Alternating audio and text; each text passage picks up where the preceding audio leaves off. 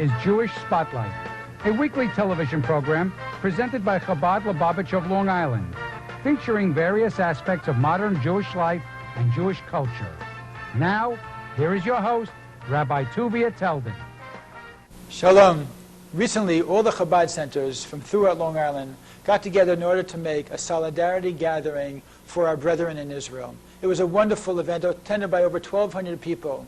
And at that time, we hosted the chief rabbi of Israel, who had a message that I thought was so important that be heard by you, by our audience at the Jewish Spotlight, that I'm going to show selections of it right now. Without any further ado, please sit back and enjoy. We're about to hear words from the chief rabbi of Israel, Rabbi Yisrael Meir Lau. Ladies and gentlemen, I saw some of the shields here last hour. One of them spoke about the Bible. Read the Bible, and then you will know who owns indeed the land of Israel. President Bush, I saw a sticker yesterday in Florida. President Bush, according to the Bible, we are the owners of the land of Israel for thousands of years. Act accordingly. That's what I said. Then I saw here on my left another shield. United, we will stand. Where is the shield? United. That's our land. This was the first one. United, we stand to defend our land. You see it?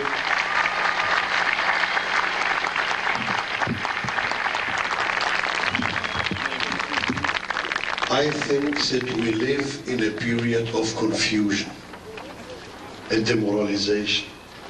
We don't even know the proportions of truth and lie, false, justice.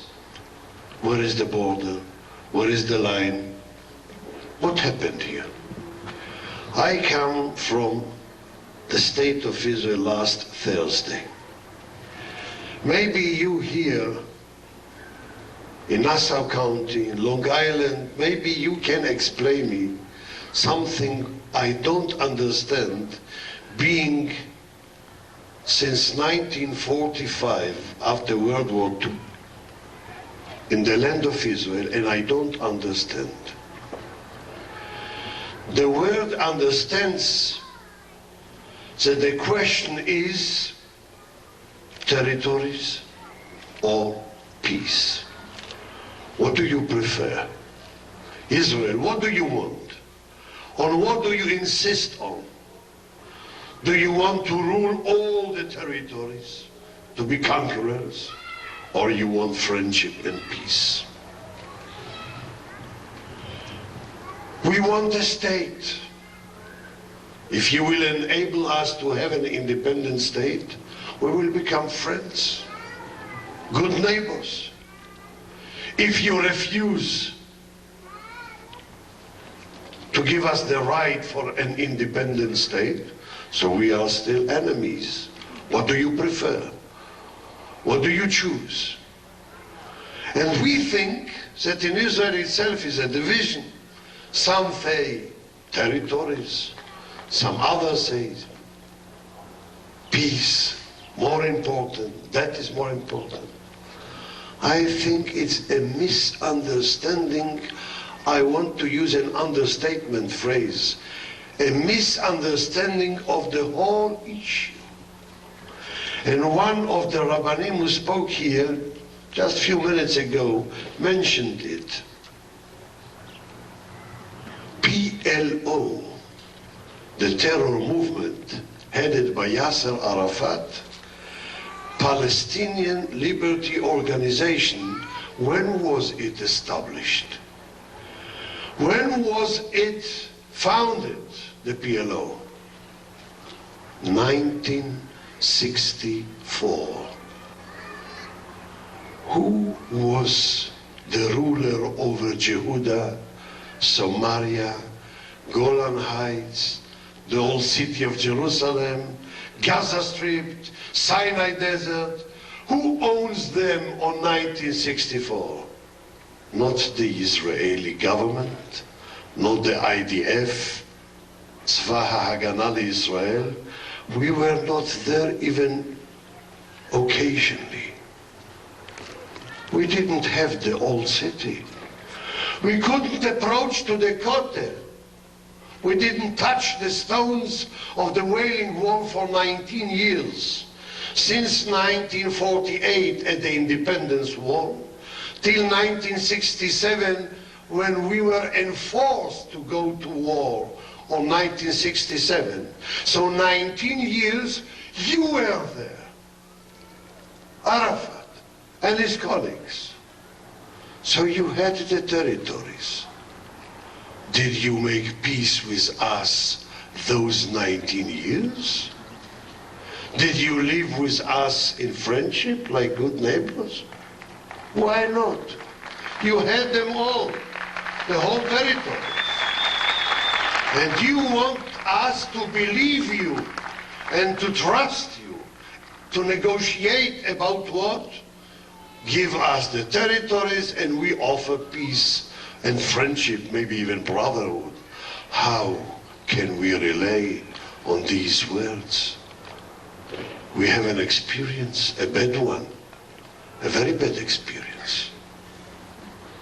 When you had them all, the whole territories, and our ambassador, Abba Evan, here in the United Nations came to the pulpit to speak on behalf of the State of Israel, all the ambassadors, all the diplomats of all the Arab countries, 22 countries, went out demonstratively because they didn't accept the very existence of a representative of a Jewish state, which they never accepted as a Jewish state in the Middle East. This happened 19 years. You didn't open an embassy neither in Jerusalem nor in Tel Aviv. Why not? If the whole issue is the territories, you had them all. We didn't start on 1967. You had them 19 years, and then Abdel Nasser, with his chief of staff, General Hakim Ammar, came with 1,000 tanks to Sinai, to the border near Gaza, as an ally with Syria of Abdel Jadid, and late King Hussein on the 30th of May 67 joined this unity, and we were surrounded from all the three sides. Only the Mediterranean Sea was left, and Nasser said in the media, we are going to Tel Aviv to throw the Israelis into the Mediterranean, into the sea. Why? If the whole issue is the territories, why to throw us to the sea? Those territories were under your control. So we are afraid. Not afraid is the word, but we are worried that some lie enforcing the opinion of public in all over the world is here. It's a mass propaganda, promotion, something which doesn't exist. You speak about the state. Who disturbed you? Did we interrupt the Palestinians for 19 years? And 19 years in the Middle East is a long time. Because as you know, in 6 days, 35 years ago, in 6 days, you know what we have achieved? One country, 3 million people only that time, against Egypt by itself was 50 million. And Egypt and Syria were one united republic that time. And Jordan. And the sympathy of all the other 20 countries. And we were alone. And then 6.5 years later, when we were shocked by the crushing blow of the Yom Kippur War, and we were in a defensive, And we lost that time 2,659 soldiers. Yom Kippur, we were unprepared. Egypt and Syria again attacked together in the same time. After the Yizkor of Yom Kippur, 1:50 p.m., the shuls were already empty from young people, only women, elderly, and children. Everyone was mobilized at that morning. From defensive to offensive in both frontiers, 34 kilometers from Damascus and 101 kilometers from Cairo, crossing the canal. How long did it take from the attack, from defensive to offensive, and the end of the war? And only America at that time, by Professor Henry Kissinger, have saved the two armies, the second and the third one of the Egyptians. Nobody would stop us. Only friendship with the United States of America stopped the Israeli forces in those 2 points. How long did it take? 18 days. 18 days. If you compare it to other wars in the last century, I don't want to mention Korea or Laos or Cambodia or Vietnam. 18 days. One small and young nation. The Almighty blessed us with a feast of power.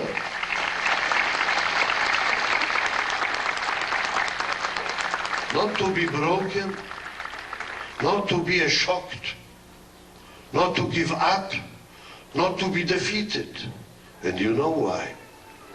Because we cannot permit ourselves the luxury of losing a battle. We don't have a place where to escape. No shelter.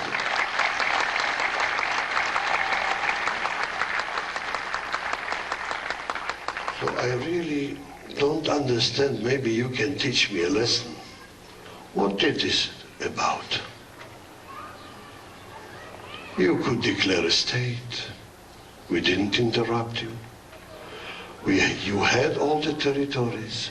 We didn't start a war. Even not to liberate the old part of Jerusalem, the eastern part, and to reunite the city, our eternal, holy, capital city of Jerusalem, forever.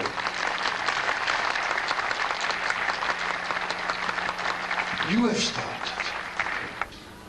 To show only one thing to the media, I want you to know, when we failed in the battle at the Independence War at the old city of Jerusalem, we left there on 1948 47 beautiful shuls, synagogues, like Rabbi Yehuda Chassid, Ramban Nachmanidas, Rabban Yochanan ben Zakkai, the yeshiva of Porat Yosef, the Bikur Cholim, Chayei Olam,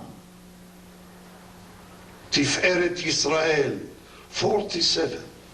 When we came back on 1967, 19 years later, we didn't find one wall. 2 stones together we didn't find. Empty, destroyed. When we came back on 1967, we have opened everything. Can one religion, one faith, one sect of any religion say that we don't watch the rights of everyone, a believer, to serve the Almighty in His way, in His church or mosque? Look at Jerusalem. Come in, visit it, see. Even an anti-correspondent or photographer cannot deny the facts. The facts are that everything is open and watched. And if one mad man, a crazy one, wanted to burn one of the mosques, he is in jail for life, sentenced for jail. Because we keep the rights of religions, we know exactly how and when did they born, and what was the approach to us. But no revenge. We want to demonstrate peace, understanding, and friendship. What is the revenge of those killers? What is the answer? How do they act mutually? Being so foolish, so silly, so brutal. Stop it. They mislead you, your leaders. They tell you that if you will commit suicide by killing more as possible innocent people, Jewish people, you will inherit paradise. As the chief rabbi in this country, Israel, and the Islam came after Judaism, and Christianity came after Judaism, as the mother of all the monotheistic faiths, religions, as the chief rabbi of that mother, I tell you, it's a lie. It is a bluff. Don't trust them, because there is no religion who can promise paradise to someone who is creating hell to his neighbor. Never in history. It is impossible that someone who is cutting the life of his neighbor in this world will inherit the world to come, eternal life. Impossible. It's against logic, against ethics, against moral, against humanity, against mankind, against everything. I will add another sentence, and I said it on the television. It was June the 1st, 2001, almost a year ago. If it is so easy in one moment, by killing so many Israelis, to inherit paradise, those leaders who send you, why don't they go by themselves?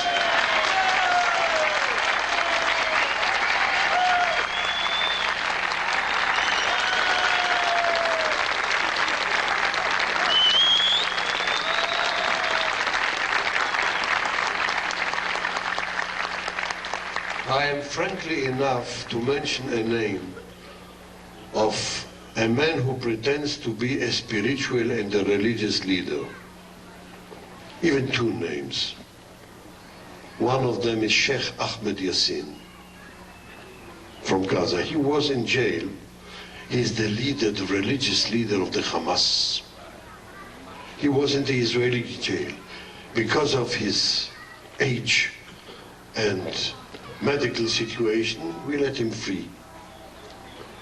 At the breakout of this intifada on October 2000, this spiritual leader appeared on the television in Gaza, applied to the youth of the Arab nation, saying to them, and I was surprised to hear the very first part of the sentence, "Stop throwing stones on the Israelis."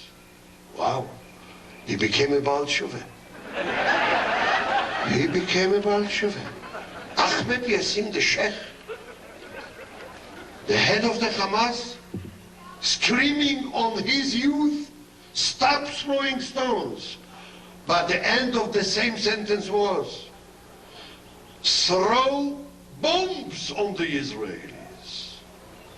Not cold weapon, but hot weapon. In Arabic. Grenades, bombs, no more stones. The white long beard, a leader. What spirit leads him to such a way of behavior, a concept of life, to kill, just to kill innocent people, throwing bombs, children of 12 years old, 14. When you see one of them confronting an Israeli tank, you think that this is David against Goliath. And you forget that the Islam has 1,200 million, and we have 13 million, only 5.5 are in Israel. So far. So who is David and who is Goliath? It's a confusion, as I said before. It's misunderstanding on the entire world. The second spiritual leader is also Sheikh Hassan Nasrallah of the Hezbollah, the leader of the Hezbollah. How can he appear on the television daily, days and nights, to look at the eyes of the mothers and the fathers of the kidnapped soldiers, Israelis, not telling them a word if the child is alive or no more? How can he cheat them years above years? And these are religious and spiritual leaders, Sheikh Hassan Nasrallah and Sheikh Ahmed Yassin, and the moderate leaders are afraid of those fundamentalist, extremist leaders who lead those silly killers, telling them all kinds of paradise with virgins, as we have found, you have found in Boston, in a car of one of the kidnappers of the American airline who committed suicide in the Twin Towers. They have instructions there. One of the instructions was, when you go to kidnap the plane and to be a shaheed and holy man, don't forget new suit, new pair of shoes, and perfume after shave, because the paradise is expecting you as the virgins. Come there nicely as a gentleman after shaving needs. That must smell. We ask ourselves daily. But as my friends said here before, all the advices you gave, all the mitzvahs, and all the instructions you left here for the people, I agree and I accept them all. Halavai, more mitzvahs, more doing these good deeds to help us in favor of this, observing the commandments. We will be stronger and stronger and bigger, but I want you to remember what you have said and mentioned several times. The unity of the Jewish people from both sides of the ocean is elementary, needed and necessary. This is our obligation to feel that we are one family, one nation, one people, one heart, one language, one tradition, one heritage, one homeland, one people. This is the elementary lesson that we must take out of these rally aspects. Yesterday we read it, Ve'ahavta l're'acha kamocha ani Hashem. In my interpretation, if I may, why Ve'ahavta l're'acha? Why do I command you, why do I give you this order to love your friend? Kamocha, because he is like you, son of Abraham, Yitzchak, and Yaakov. We are one. And this is what I want to end my words.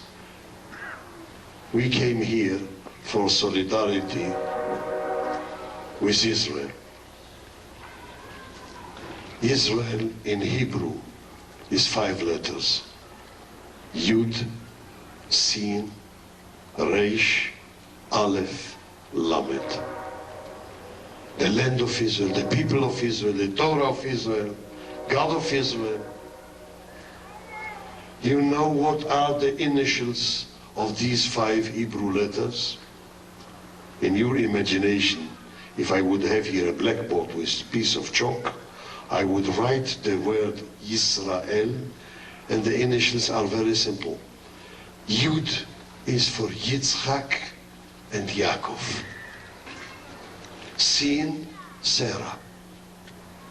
Reish for Rivka and Rachel. Aleph, Avraham. Lamed, Leah. The 3 ancient fathers and the 4 ancient mothers, all together the 7, their initials create the word, the identification, Yisrael, Yeshmecha. Let's be loyal to that heritage. Let's follow their footsteps. Let's be children of Avraham, Yitzchak, Yaakov, Sarah, Rivka, Rachel, Leah, and they will be good lawyers in heaven for us to bring us the fully redemption, the Geula HaShleima, ובניין שלם, וביאת משיח גואל צדק במהרה בימינו, אמן.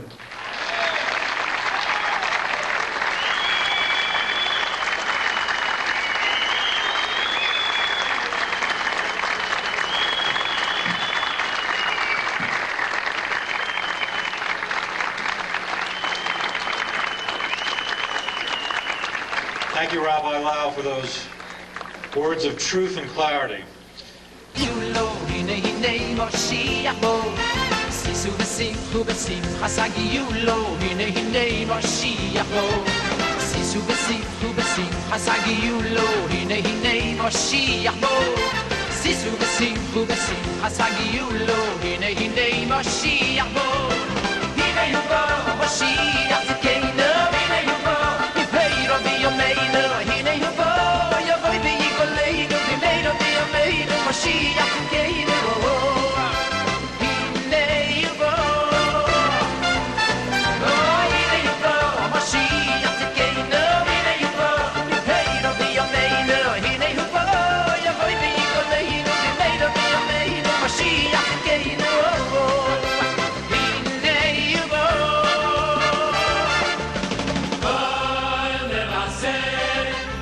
Say